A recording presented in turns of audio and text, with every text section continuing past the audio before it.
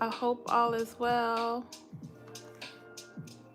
Happy Monday, as happy as it's going to be. I know there's a lot of stuff going on, and I don't want to I don't want to ignore all those things, but happy Monday. We here, y'all. We here. I'm excited to talk about our topic for today, which let me get that up. Thank you to everyone who voted on today's topic. I really do appreciate the votes on all of the platforms between Facebook and Instagram and YouTube. It was actually pretty across the board when it comes to unanimous. That's the word I'm looking for. When it comes to the topic, which was finding emotional safety, that voted, it was voted the highest ranked on all of the platforms. So again, thank you for everyone who voted. And that's what we're going to talk about tonight, right now. So basically, emotional safety, finding emotional safety, what that looks like. What does emotional safety even mean? So we'll talk through all of those things. And I'm here to answer questions, to kind of talk through what you guys are experiencing. Many of us just go through life just hyper independent, super guarded, intense. And it can often feel like we're protecting ourselves. I'm turning this down a little bit. Can often feel like we're protecting ourselves, but oftentimes causes more harm than protection. So we'll talk through that. If this is your first time, my name is Debbie. I am a certified mindfulness coach. On this channel, we explore wellness through several different lenses between meditation, mindfulness, practical coping skills, and just really a way to help make everyday life more present and meaningful. So definitely grab a drink, grab some snacks, grab a journal and pen, because today is going to be journal prompt heavy. Just to give y'all a forewarning, it will be journal prompt heavy. And if you haven't already, make sure to subscribe, make sure to hit the like button, make sure to turn on those notifications if you haven't already, and make sure to share it live with anybody that you think can benefit from it and can gain from it. That's really the whole point of us being here. Okay. So just to give you insight to what to expect. Hey, Hiru, welcome in. Thank you so much for joining. Just to give you some insight to what to expect. So today we have 5 ways that we can attempt to find emotional safety. There's going to be several journal prompts, so there's not going to be a lot of affirmations today. I will give you guys a starter affirmation though at the end, and I'll explain what that is at that point. But feel free to ask me any questions. It's going to be a very interactive live, so feel free to talk back to me if you're watching. Let me know in the comments where you're watching from and how you are, right? We're talking about emotional safety, so tell me how you're feeling. Tell me, what it is that you would like to get, any questions answered or anything like that. Let me know, y'all. Okay, let me go ahead and jump in here. Hi, Deuce, welcome in. And yeah, let me go ahead and dive in here. So when it comes to emotional safety, what is emotional safety? Like, we hear this term, we hear this thrown around often. So like, what is it actually? Emotional safety is a feeling of security and trust that allows you to be able to express yourself authentically without fear of judgment, criticism, or rejection. I'm going to repeat that because that was a mouthful. Emotional safety is the feeling of security and trust that allows you to be able to express yourself authentically without fear of judgment, criticism, or rejection. And that can be between yourself or from other people. Okay? So just really think about, when it comes to emotional safety, the first question I would ask to myself is, what does that mean to me, right? Emotional safety can mean so many different things, and what maybe emotional emotionally safe to one person may not be emotionally safe to the other.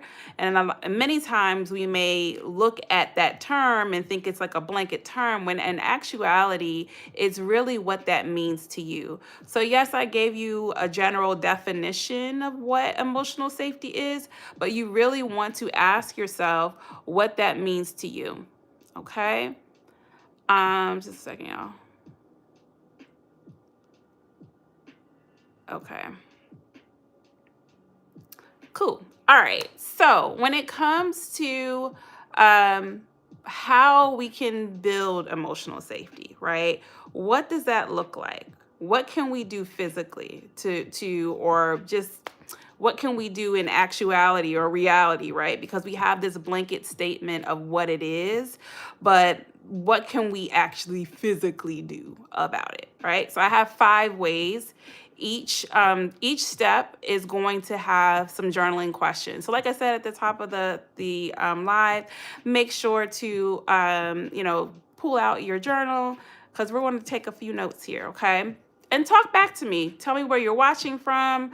Make sure to tap the screen, like the live. Let me know how you're feeling on that side, y'all. Okay, so number 1, how can we build emotional safety? We start with understanding that emotional safety starts within, okay? Emotional safety starts within ourselves. I think sometimes when we think about the term emotional safety, we think about other people, which is a big aspect of it, right? That is a big part of it. But a lot of it starts with you internally. It starts with how you speak to yourself. It starts with your habits. It starts with the way you think about yourself. It starts with internal trust. Okay. So we want to start with the understanding that emotional safety starts within. It starts within your mind and your body.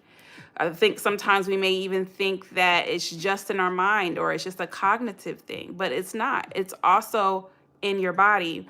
Both your mind and body carry emotional memory, okay? Just like your brain remembers every trauma, so does your body remembers every trauma, right? So sometimes we may cater to one and not think about the other. So understanding that it starts within, it's both a cognitive or a mental thing as well as a physical thing. And the more that we're able to understand that, that's the beginning of building that emotional safety, right? So acknowledge and be honest about your emotions and prioritize building inner trust. Many times internally, if we are not having a sense of emotional safety, it's because we don't trust ourselves, right? We don't trust ourselves to be able to handle the emotions that we are experiencing. And many times it's because we're not acknowledging these things, and we're not naming these things. Okay. So name your emotions. Be curious about what you're feeling. Take the time to ask yourself what you're feeling. Make sure to even educate yourself on emotions. Sometimes we think that emotions is just the solid 5. I'm mad, I'm sad, I'm happy, I'm joyful. Like we have those. I'm angry. We have those a few things that we know as far as emotions. But fact of the matter is, there is over. I think it's over. I think it has to be over like 100 emotions. I'll have to double check the number, but there's a lot more than 5. Let's put it that way. It's a lot more than 5. Okay. So now acknowledge and be honest about your emotions and prioritize building inner trust. So name your emotions, be curious about your emotions. And when you get that information, take the time to address them, right? Take the time to prioritize yourself in those moments. So if you know that you're angry, if you know that you're feeling sad, if you know that you felt embarrassed or you're hurt, or you know that you are feeling depleted or burnt out, address it. Because a lot of times we'll name the emotion, but we won't do anything about it. We'll just push it under the rug, or we'll give ourselves a distraction, to try to distract ourselves from the emotion, but we never deal with the emotion. Okay. So making sure to acknowledge and be honest about your emotions and prioritize building inner trust, but also ensuring to do something about it. How do we build an internal or inner trust? That's by being consistent, right?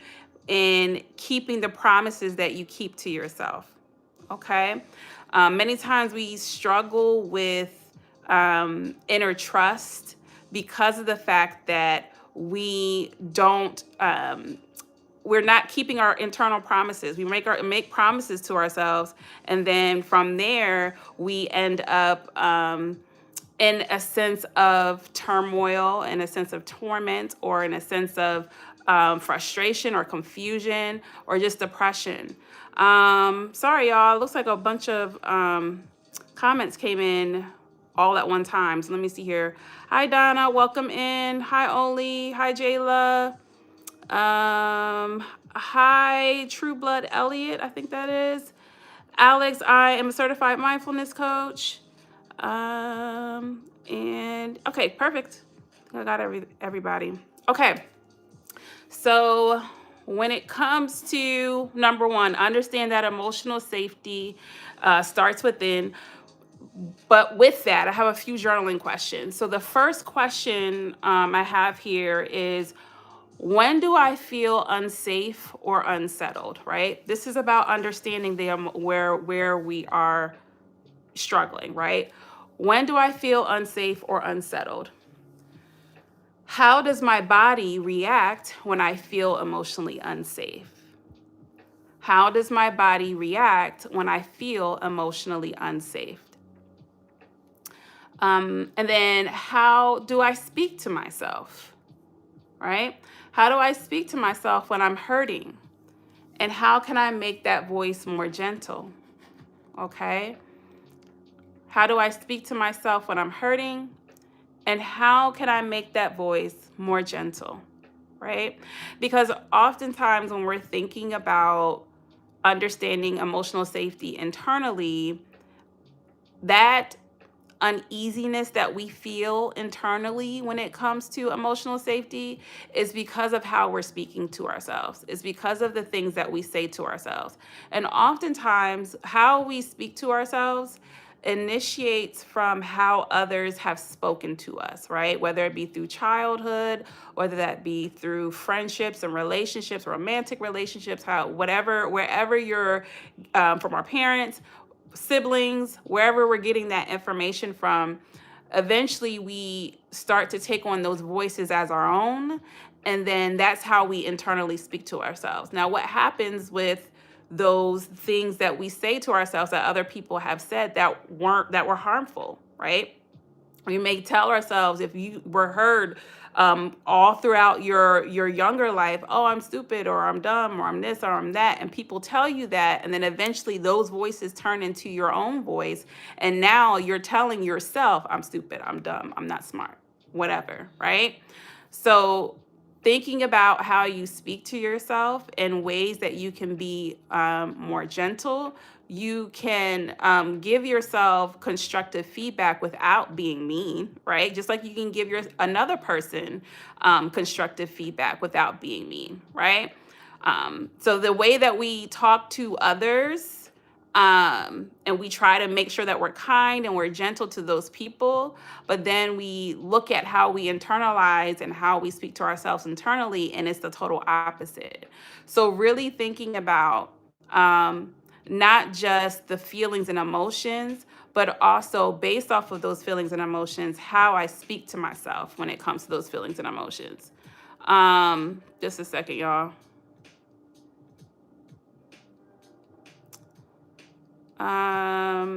Thank you, mediocre God. I appreciate that.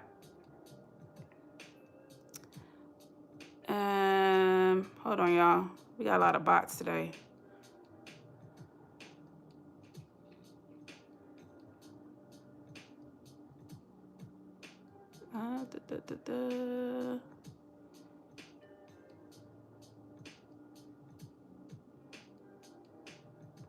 Sorry, y'all. Got a lot of blocking happening. A lot of blocking. Just a second. Okay, there we go. Hi, B-Scope. Welcome in. Okay. I think I got it all. Okay, cool. Thank y'all for hanging out with me. Talk back to me if you're not a bot, y'all. If you're not a bot, talk back to me. Okay, so when that was number one, understanding that emotional safety starts within, understanding that it's your mind and your body, acknowledge and be honest about your emotions and prioritize building your inner trust. Build consistency in keeping your promises you make to yourself. The journaling questions is, when do I feel unsafe or unsettled? How does my body react when I feel emotionally unsafe? And how do I speak to myself when I'm hurting? And how can I make that voice more gentle? Okay, that was number one. Number two, gauge your emotional capacity. Okay. Gauge your emotional capacity. Your emotional capacity can change from day to day, right? What you can handle or navigate today may not be the same tomorrow or the next day. So, understanding how you're able to build emotional safety is also understanding that your emotions are going to ebb and flow. They're going to go up and down, and it may change from day to day. Okay. So just keep that in mind. Gauge your emotional capacity. We lack emotional safety often because we overextend ourselves, right? We don't take the time to do the gauge. So then, therefore, we may overextend ourselves on some days, which keeps us depleted. And then there isn't a way for us to find safety because it's already too late. We've already went overboard. We've already went past our capacity. And then we don't even have the ability to take the time to function to try to figure out what's happening or where you can be safe.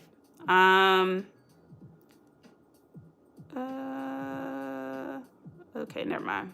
Sorry, y'all. I have to do some more blocking. Just a second. All right. Okay. So gauge your emotional capacity. Also, when thinking about us overextending ourselves, what needs to happen is setting boundaries, right? And we talk about boundaries. This is a conversation that we have all the time about how we can set boundaries, what we would need to do to set boundaries. But when it comes to emotional capacity, many times that has to do with us surpassing our own boundaries, right?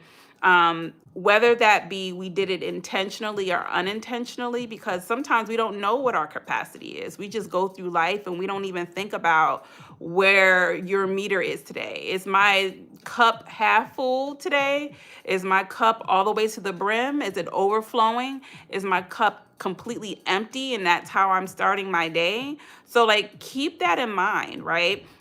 Again, it's going to ebb and flow. It's going to go different from day to day. But when it comes to thinking about boundaries, we have to think about capacity. What do I have the capacity to handle today? And if I have, based off of that answer, is how I'm going to navigate the day. And that's how I'm going to set my boundary. Now, granted, we may have our consistent boundaries, right? The things that we absolutely cannot accept or not, handle from day to day.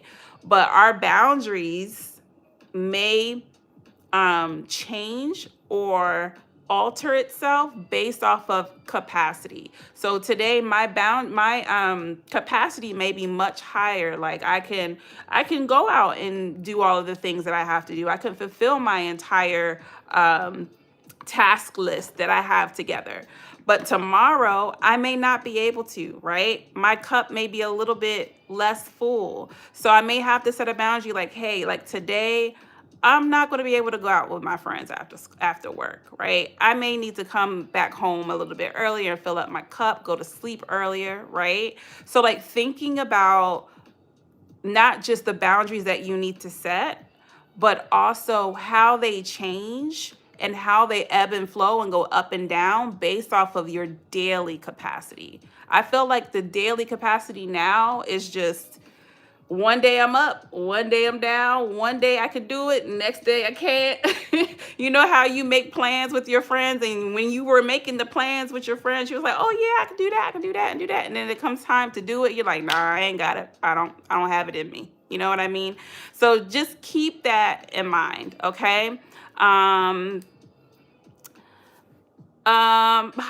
is it Mina? I hope I'm saying your name right. Welcome in, welcome in. But yeah, so that's really what that gauging is, right? You want to take the time to know what your capacity is in general, but be flexible, okay? Be flexible in knowing and understanding that it can change based off of the day, okay? So let me just a second. For some reason, I got something new popping up on my screen. Oh, it looks like there's a way to do Q&As now. Okay, something popped up on my screen. Okay, so for number 2, there are a few journaling questions. So if you're taking notes, feel free to take these journaling questions down. The first question for number 2 is, what is draining me, right? What is draining you? What is poking holes in your cup, right? If you think you have, just think about your life, or just you as a person or as an individual is like a styrofoam cup. And if you fill it up to the brim and it's completely full, when it comes to things that are draining you, those are going to be poking holes in that styrofoam cup. How many holes do you got? Okay. Think about how many things that are pulling from you, that are depleting you, whether that be intentionally or unintentionally, because a lot of times things may be draining you unintentionally. You're not even thinking about it. It's just something that you do, and it's something that's consistent, and it's a habit that you may have, or it's just something that's always been a part of your schedule or your life, and you're not realizing that it's poking holes in your styrofoam cup. Okay, so what is draining you? What emotions am I most comfortable expressing, and which ones do I tend to hide? I'll say that again. What emotions am I most comfortable expressing, and which ones do I tend to hide, right? Some of us may be okay with expressing our sadness, or may be okay with expressing our hurt, but may not be okay with expressing our anger or embarrassment or our confusion or frustration, right? So the ones that you tend to hide are going to be the ones that are going to overwhelm your capacity or your emotional capacity for the day, because you're internalizing those things. So if you're able to express to someone that I'm sad right now, that's something that you're actually cultivating and processing, and it's something that you're working through. But if you are angry and you internalize that and you keep that inside, that's going to drain your cup. That's a hole that's poked in your styrofoam cup. Okay? So once you're able to understand what's draining you, but then also understand what you're comfortable expressing and what you're not comfortable expressing, that will help with understanding what you need to work on when it comes to gauging your emotional capacity. Okay? Hello, Jay. Hello, Katie. Thank you, Ray Measy. Hope I'm saying that right. Welcome in, welcome in. So that was number 2, gauge your emotional capacity. Let me go back through those journaling questions. The journaling question was, what is draining me? And then, what emotions am I most comfortable expressing? And which ones do I tend to hide? Okay, number 3, be aware of soft places to land. Hi, Jessica, welcome in. Hi, Samuel. Be aware of soft places to land, okay? So what are the soft places that you land, again, internally and externally, okay? Internally and externally, because you have to be able to have a soft place to land internally. A lot of times we have or we struggle with our mental health because internally it's chaos, okay? Internally it's frustration. Internally it's confusion. Internally it's lack of clarity, okay? No, it's not pre-recorded. This is live. So just understanding that when it comes to a soft place to land, we often think about other people. Can I land with this person? Is this someone that I can confide in? But many times we spend the most time with ourselves.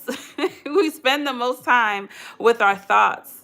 We spend the most time within ourselves. And if we're not able to land softly internally, then that is one of the biggest reasons why we're not able to find emotional safety. Okay. Um, Welcome in, Anthony. Thank you. Uh, no, this is live. Me. Frustration, confusion, shame, guilt, hatred. There's so many different things that could be happening internally that could be creating um, the tension that you may be feeling internally with yourself, as far as like, I'm not able to trust myself, right? Um, okay, that's fine. If it doesn't apply, let it fly. Um, Hello, is it Mayton? I hope I'm saying that right. Welcome in, welcome in. So be aware of soft places to land internally and externally. Am I a soft place to land? For me, can I provide myself emotional safety? Externally, we lack emotional safety because we entertain or embrace the wrong relationships and environments. Okay, I'm gonna say that again. We lack emotional safety oftentimes because we entertain or embrace the wrong relationships and environments. Okay? What are you accepting? What are you embracing? What are you entertaining? Okay? And with that external entertainment and that external, what you're embracing and accepting, understanding if those places are soft places to land. And if they're not, what can you do about that? Okay? So, hi Jessica, this is true. Awesome. How can one deal with overwhelm and constant failures, depressions, and messy past? That's a loaded question, but the first thing that you want to do is to acknowledge where they're coming from.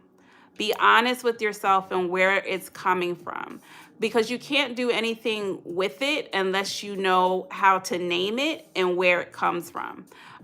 So when it comes to the overwhelm, you have constant. If it's constant failures, is it really a failure, right? Is it a failure or is it a lesson? Because a lot of times we look at our failures and we just build ourselves with guilt and shame within that failure. But what can I learn from it, right? Can I turn this failure into a lesson to where it's not done in vain? Because if you have a failure, and I say quote unquote, because I don't really see failures, right? I just see it as a lesson. So if I have a failure, what can I learn about myself from that failure? What can I learn about others? And what can I learn about my environments when it comes to those failures? And from that, once you are able to pull the lesson and learn the lesson and then also apply the lesson that you've learned, was it really a failure? Right? I don't think so. At that point, it was just a lesson that I needed to learn, and then therefore I'm able to be a better version of myself. So it's about reframing what a failure is, um, and a messy past. We all got messy pasts. None of us are perfect. Having a messy past is a human experience that all of us have to experience, and so it's all about your perspective. It's all about how you think about a situation versus the situation in itself. I hope that answers your question. Um, let's see here. You're putting yourself in danger doing that. Doing what? Can you expound on that? Hold on, y'all. Let me go ahead and hide some stuff here. Da, da, da.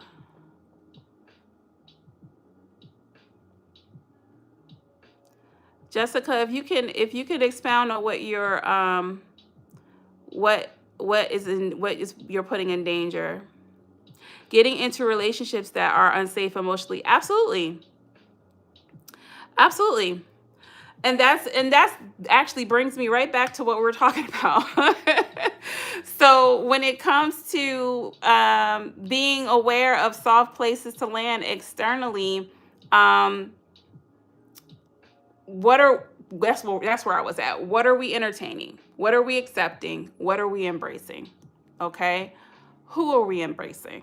Okay, where in my life do what are the what, where in my life do I that I where in my life am I spending my time? Where in my life do I need to set a boundary or create distance? And where in my life do I need to remove things completely?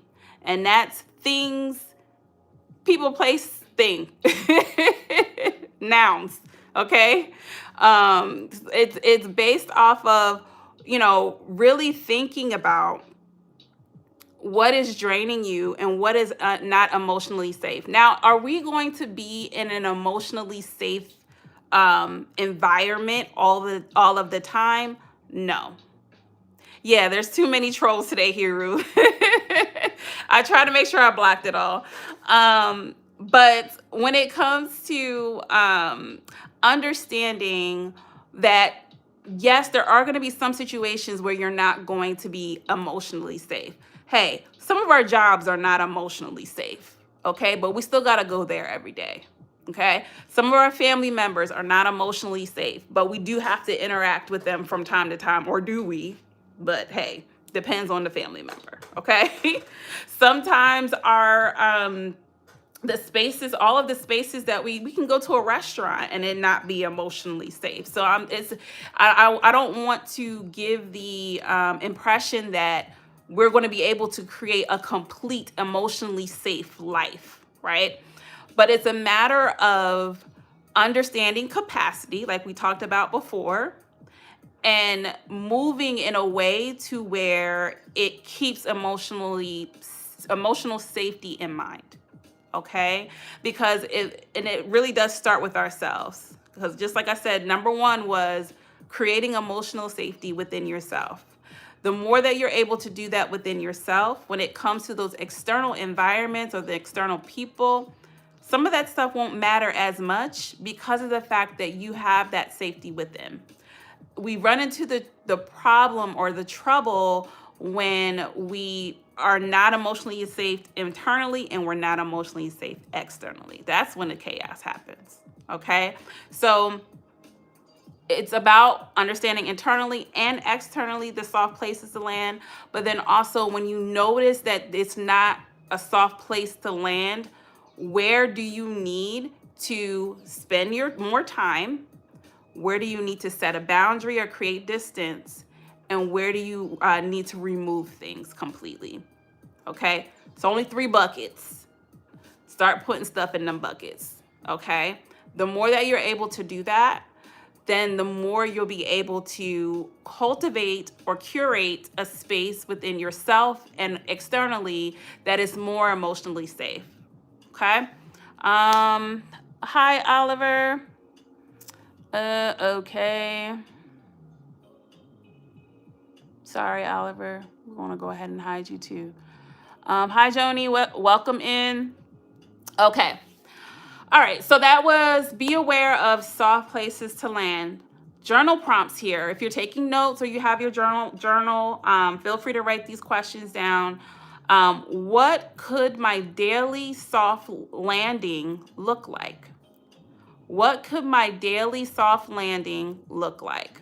Okay, so when we talk about being aware of soft places to land, where is the daily soft landing? Because ultimately, flights leave out of the airport every day and they got to land somewhere. Okay, So if you're going to find or cultivate a soft landing, if you don't have a soft landing, and a soft landing could be your journal, a soft landing could be breath work, your soft landing could be meditation or prayer, your soft landing could be so many different things.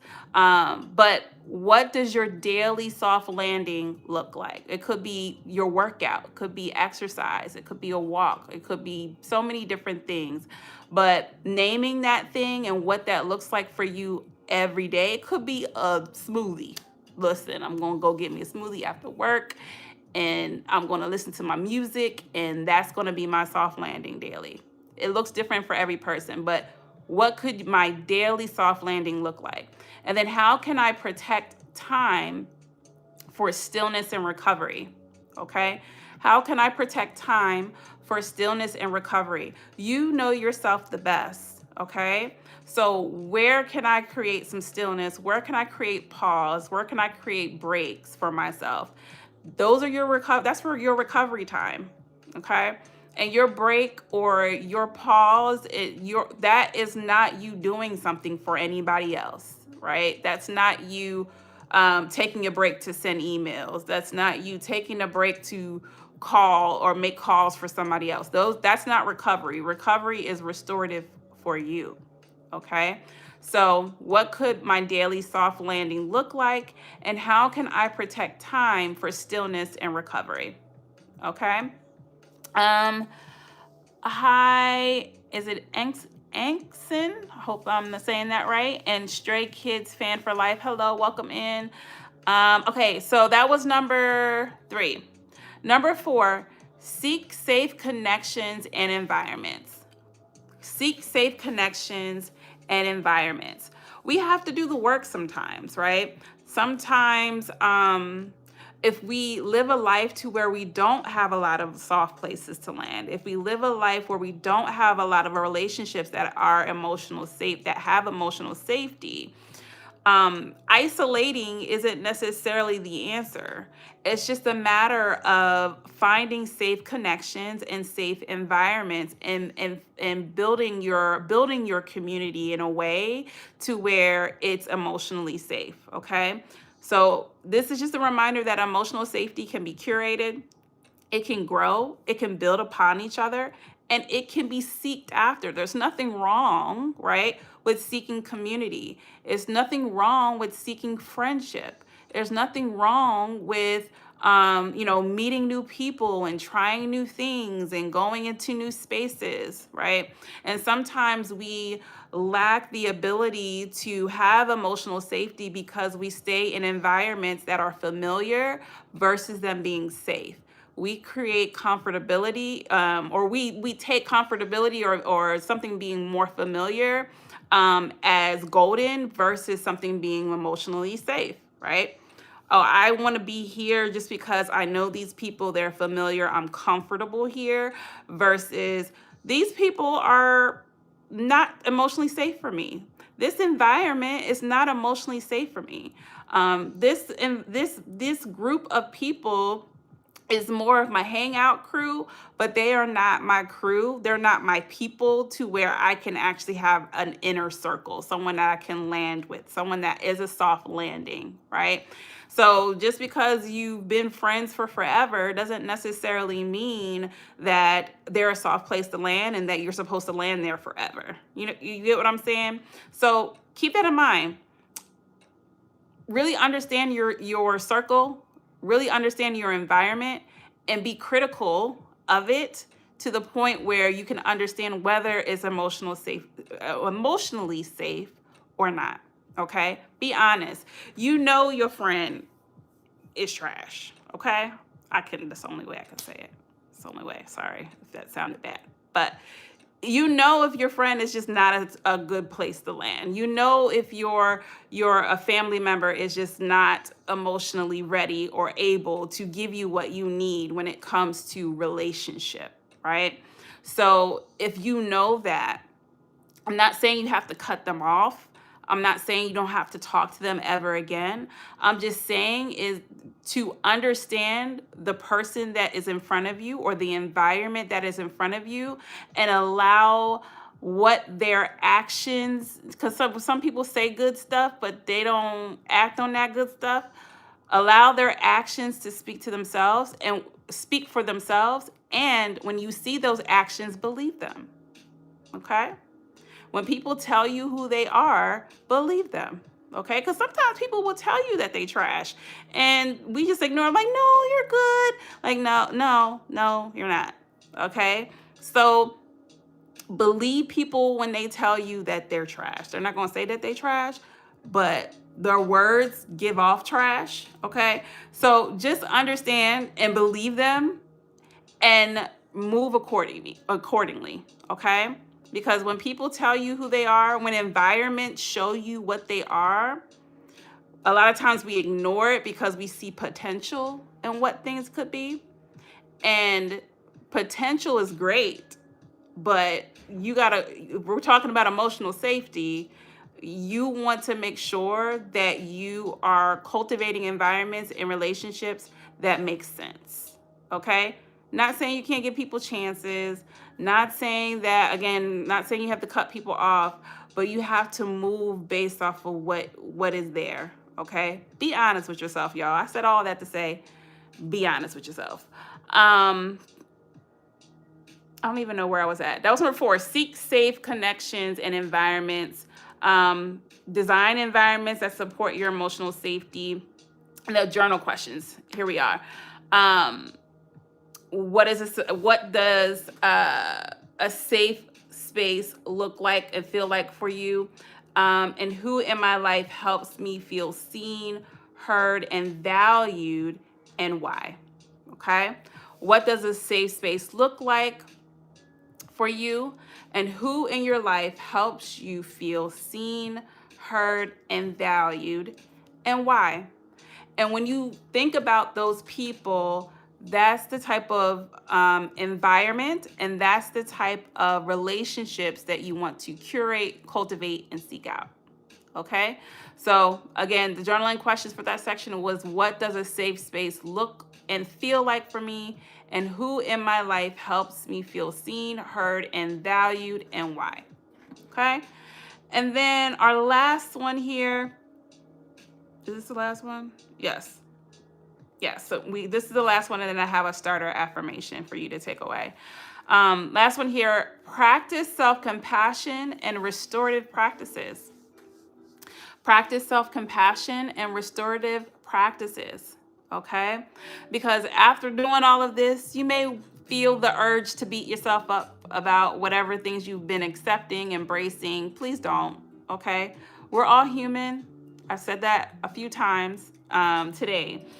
We're all human. We all have these human experiences that are based off of not just the cards we've been dealt, but just our past experiences as well, and how that has affected us. And then also how we were able to process those things. Some of us have backgrounds where we have learned the tools and the coping skills and how to process these situations, and some of us have not. Doesn't mean that some are better than others. It just means that some of us have been introduced to these things and some of us have not. That's okay. So this is just a reminder to practice self-compassion and restorative practices during this process. Okay? Remind yourself that you are human. That's number 1 that I have written here. Remind yourself that you are human. Remind yourself that you are learning and growing, right? Because the more that we're able to go back to, I forget who asked this question, but it goes back to changing and shifting, reframing our perspective, right? Reminding yourself that you're learning and growing versus allowing ourselves to sit in guilt and shame, right? Be gentle with yourself and be realistic with your progress and capabilities, right? If you have lived life a certain way with certain thought patterns, with certain perspectives and certain habits, and you get to a certain point where you're looking to change those things, it's going to take some time, right? And we talked about that when we did our habits live, when we talked about ways to building better habits. It's not going to happen overnight. And the more that we're able to remind ourselves of that is a way of self-compassion, because we're thinking that, oh, I want to change this thing. I want to be better at this thing. And we do well for maybe a couple of days. And then we maybe falter or mess up or make a mistake. And then we beat ourselves up to the point where we're like, okay, well, there's no need for me even to even try anymore. And we give up completely. So really taking the time to be gentle with yourself, be realistic with your progress and what your capabilities would look like in that short period of time. Okay. If you want to know more about that, go back to the habits live. I want to say that may have been 2 weeks ago. Y'all remind me in the comments. Was that a week ago? I don't remember. It's all blending together. But you can go back to the live playlist and you'll be able to see the one on building habits. That was that's letter C under number 5. Okay. When it comes to the next point, making sure that you have restorative practices. Make sure you have a contingency plan. Okay? Your contingency plan is self-care. And your self-care should be consistent, it should be proactive, and it should be intentional. Okay? Not just reactive and responsive. All right? Because sometimes we try to implement self-care when things are already depleted.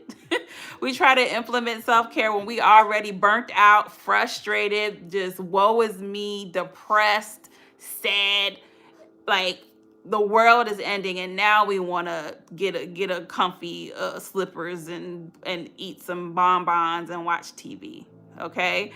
So it's a matter of finding ways to practice self-care all of the time, making that be a part of your lifestyle versus it just being something that you do when all hell is breaking loose, right? So, and it's not even about, oh, I'm getting a massage, or I'm going to the spa, or I'm getting my nails done, or I'm gonna get my hair done. Those are things that you can do, but when thinking about self-care, it doesn't have to be that. And I think sometimes when we think of self-care, we think it has to look a certain way. And if it doesn't look that way, then it's not self-care. Self-care can be making sure that you set your alarm earlier than you need to, so that way you give yourself a little extra time to wake up, right? I always set if I feel like I gotta be somewhere at a certain time, I try to at least give myself an hour and a half instead of me trying to get dressed in 30 minutes and then wonder why I'm stressed. You know what I mean? So that's self-care, but that's something that you can do every day, right? Self-care is making sure that you take your breaks. Self-care can be making sure that you are eating. Sometimes we forget to eat, okay? Self-care can be doing a deep breathing exercise before you go in and do that big presentation that you have to do. Self-care can be taking a walk after work, or it could be so many different things, and it doesn't have to be this big, huge action that you're taking. It's just a matter of giving yourself what you need that can be restorative and that can keep your cup full. I know we talked about that styrofoam cup and the holes that are poked in the side of the cup. Self-care is, also giving you a new cup, or adding something, putting a sticker over top of that hole so that way the water doesn't come out, right? So that's what self-care does. And again, it don't gotta be no big grand gesture. Self-care for me today was me taking a 5-minute or 10-minute nap between the stuff that I had to get done. And I felt great after that 10-minute nap. Okay? So keep that in mind. Have a contingency plan, self-care, consistent, proactive, and intentional, not just reactive and responsive, because we often respond when it's too late. Okay, self-compassion also builds inner trust. It goes back to inner trust, right? When it comes to us thinking about building or finding emotional safety, a lot of that is because we don't trust ourselves. But when we're able to practice self-compassion, when we're able to be more gentle with ourselves, speak to ourselves in a better light, And when we're kinder to ourselves, that will build inner trust, right? I can trust myself with me because of the fact that I can be kind to myself. I can show myself compassion, and I can change and shift my perspective to where I'm not feeling chaos internally day in and day out. Okay. Um, and let me make sure I'm not missing anything here. We're coming towards the end. Builds inner trust. You can trust yourself when you are kinder to yourself. But if you're always hypercritical internally, it will be difficult to find emotional safety. Okay? If you're always boggling down on yourself and criticizing yourself, there's a difference between constructive criticism and then just hypercriticism. Just overwhelmingly boggling yourself down on the things that weren't done right, on the mistakes that were made, on not making progress at the rate that you thought you were going to make progress. So self-compassion helps you to combat that, right? It helps you to find gratitude in situations as well, not just for yourself, but for the situation in itself, right? So practicing self-compassion will help with that inner critic. It will help with that that inner turmoil that you may feel when you're trying to navigate life in a way that is more emotionally safe. Okay. Thank you, baby. Welcome in. Hi, Ocean Blue Girl. Welcome in. So that was number 5. Journaling questions for number 5 is, what would it look like if I trusted myself more fully? What would it look like if I trusted myself more fully? Write it out, plan that, look at it. What does inner trust for me look like, right? What does it sound like? What do I need to feel safe internally? What do I need to feel better? It's okay if initially the answer is I don't know. So don't even beat yourself up over that. Don't boggle yourself down because you don't know the answer. It's just a matter of really taking the time to think through and reflect on it, meditate on it, sit in some stillness on it, and really take some time to understand what it is that you need to trust yourself. Okay? So that was number 5. Practice self-compassion and restorative practices. So number 1 was understand that emotional safety starts within. Number 2 was gauge your emotional capacity. Number 3 was be aware of soft places to land. Number 4 is seek safe connections and environments. And then number 5, practice self-compassion and restorative practices. Okay? I hope this was helpful, y'all. Let me know if you have any questions, if there's anything that you need me to go back and to repeat. Before we end, I want to give you a starter affirmation. Okay? So this is a new thing that I've been playing with as far as like thinking of affirmations that you can get a starter, right? A starter statement for you to finish and create several affirmations with that starter affirmation. So it's basically an affirmation with a blank for you to fill in. So it's safe for me to blank, right? You can do as many affirmations with that one statement as many as you want, right? So it's safe for me to rest. It's safe for me to feel. It's safe for me to ask. It's safe for me to set boundaries. It's safe for me to say blah, blah, blah. It's safe for me to take action. So what is it, whatever it is that you need, right? You fill in the blanks and you make as many affirmations as you would like with that statement. Okay. Thank you, Ocean Blue Girl. Thank you, BB. Make sure to subscribe if you haven't, y'all. Make sure to like the live. Make sure to share the live. Make sure to subscribe. We do this every Monday at 8 p.m. Central Standard Time. So yes, starter affirmation is, it's safe for me to blank. You fill in the blank and you make as many affirmations with that starter affirmation as you want. Okay. I hope this was helpful, y'all. I hope this brings some insight, some things for you to think about, some things for you to walk through in your journals if you're using your journals. Again, my name is Debbie. I'm a certified mindfulness coach if this is your first time. I'm also a therapist intern. So I'm working with clients with therapy these last couple of months. You're welcome here, Ruth. Welcome. Thank you for coming in. Thank you, Jessica. Thank you, BB. This live is every Monday at 8 p.m. Central Standard Time.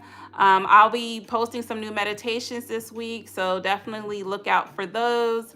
And if this is your first time, you can also go to the website at haveninspired.com to sign up for the newsletter. We get the newsletter out every Wednesday. It has updates on the lives as well as any of the new videos that are posted, and then also my journey with becoming a therapist. So any updates for that stuff will be on there too.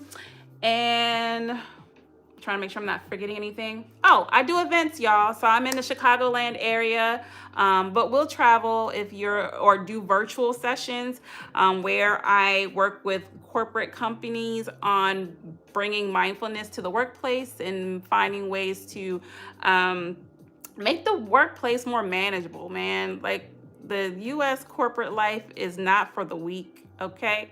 So I go into several different corporate spaces and help with doing different workshops and different interactive events, as well as private events. If you're having a party, if you're doing a retreat, if you're doing anything, I do meditation and journaling classes. So many different things. So feel free to check that out on the website. And you can email me at info@haveninspired.com if you have any questions. All right. Yes, Monday at 8 p.m. Central Standard Time. Hey, Shaphonia. Oh, thank you. Thank you for coming in, Shaphonia. It's good to see you. But if there's anything else y'all need, shoot me an email. Am I a Chicago Bulls fan? Okay. So I don't watch basketball like that, but if I was to, I would probably be a Chicago Bulls fan, even though I'm from the Philadelphia area, okay? But the Sixers ain't been doing nothing. Now, the Eagles, though, if I was to watch football, I would not be a Bears fan. I would be an Eagles fan because my family would not even claim me if I wasn't. You're welcome, BB. Thank you so much for joining. So y'all all have a great rest of y'all night. Y'all have a great week and be blessed. And I'll see y'all all next Monday. Again, 8 p.m. Central Standard Time. If you haven't subscribed, make sure to subscribe. Am I mixed? I mean, I'm a Black American. We all mixed. I am a Black American. Yes, we are all mixed, but I am majority Black, okay? Nigerian and Cameroonian, primarily. That's what African ancestry said. So I'm assuming so, but there was also some European countries. I guess I'm like 3% Irish. I'm like 2% Wales, okay? We all mixed. All right. Oh, thank you, BB. Thank you so much for joining in. Y'all all have a great rest of your evening. I will see y'all all next Monday.